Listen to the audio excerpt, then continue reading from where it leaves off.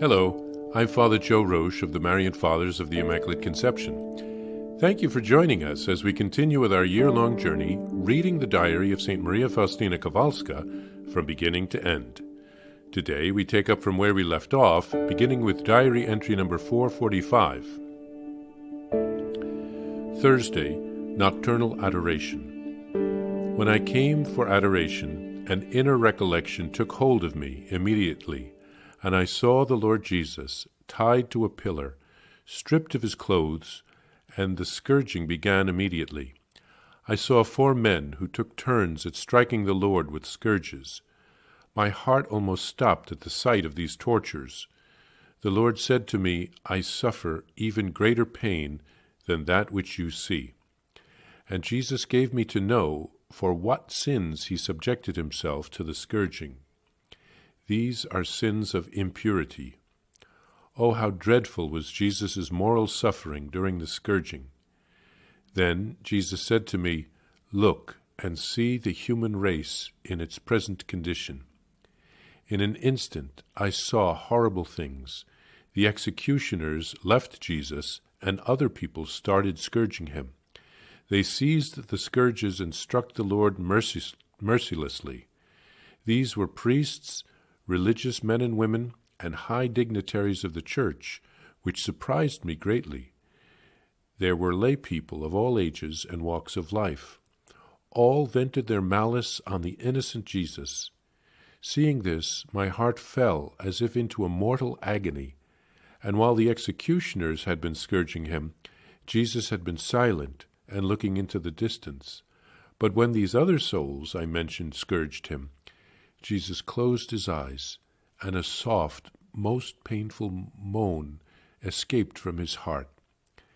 And Jesus gave me to know in detail the gravity of the malice of these ungrateful souls. You see, this is a torture greater than my death. Then my lips, too, fell silent, and I began to experience the agony of death, and I felt that no one would comfort me or snatch me from that state but the one who had put me into it.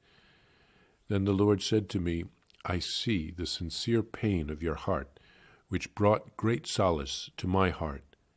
See and take comfort. Then I saw the Lord Jesus nailed to the cross. When he had hung on it for a while, I saw a multitude of souls crucified like him. Then I saw a second multitude of souls, and a third. The second multitude were not nailed to their crosses, but were holding them firmly in their hands. The third were neither nailed to their crosses, nor holding them firmly in their hands, but were dragging their crosses behind them, and were discontent. Jesus said to me, Do you see these souls? Those who are like me in the pain and contempt they suffer will be like me also in glory. And those who resemble me less in pain and contempt will also bear less resemblance to me in glory. Among the crucified souls, the most numerous were those of the clergy. I also saw some crucified souls whom I knew, and this gave me great joy. Then Jesus said to me, In your meditation tomorrow, you shall think about what you have seen today. And immediately Jesus disappeared on me. Friday, I was ill and could not attend Holy Mass. At 7 o'clock in the morning, I saw my confessor celebrating Holy Mass, during which I saw the child Jesus. Toward the end of Mass, the vision disappeared, and I found myself back in my cell as before. Indescribable joy took hold of me, because although I could not go to Mass in our own chapel, I had assisted at it in a church which was far distant. Jesus has a remedy for everything. July 30th, 1935, Feast of St. Ignatius. I prayed fervently to this saint, reproaching him for looking on and not coming to my aid in such important matters as doing the will of God. I said to him, You, our patron, who were inflamed with the fire of love and zeal for the greater glory of God, I humbly beg you to help me to carry out God's designs. This was during Holy Mass. Then I saw St. Ignatius at the left side of the altar with a large book in his hand, and he spoke these words to me: "My daughter, I am not indifferent to your cause. This rule can be adapted, and it can be adapted to this congregation." And gesturing with his hand toward the big book, he disappeared. I rejoiced greatly at the fact of how much the saints think of us, and of how closely we are united to them. Oh, the goodness of God!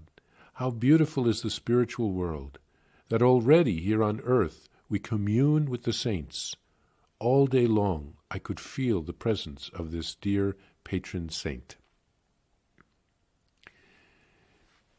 During her adoration before the Blessed Sacrament one night, St. Faustina was given insight into how much Jesus suffered for us during his passion.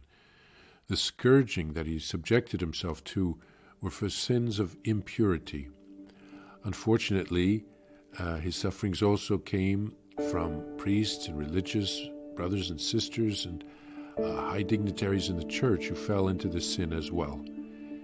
He revealed that this torture was worse than his death on the cross. St. Faustina sought to comfort Jesus' heart. We are called to follow Christ and to carry our cross like him, to accept the sufferings of our lives and to offer them back to God. There are many who drag their crosses with great discontent and don't want to accept their sufferings. Souls like Faustina, who accept their sufferings to console Jesus, will greatly reflect his glory in heaven. Those who accept their sufferings reluctantly will resemble Jesus' glory less in heaven.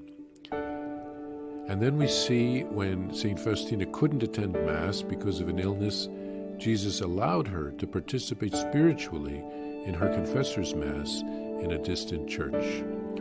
All things are possible for Jesus. He knew how much St. Faustina wanted to attend Mass, and so he found a way to help her to do so. And then St. Faustina prays to St. Ignatius of Loyola, the founder of the Jesuits, asking for help to do the will of God. He was apparently one of the patron saints of their order, and he does help her. Faustina discovers how much the saints do to help us. We are not forgotten here on earth. Let's ask our patron saints for their assistance in every situation.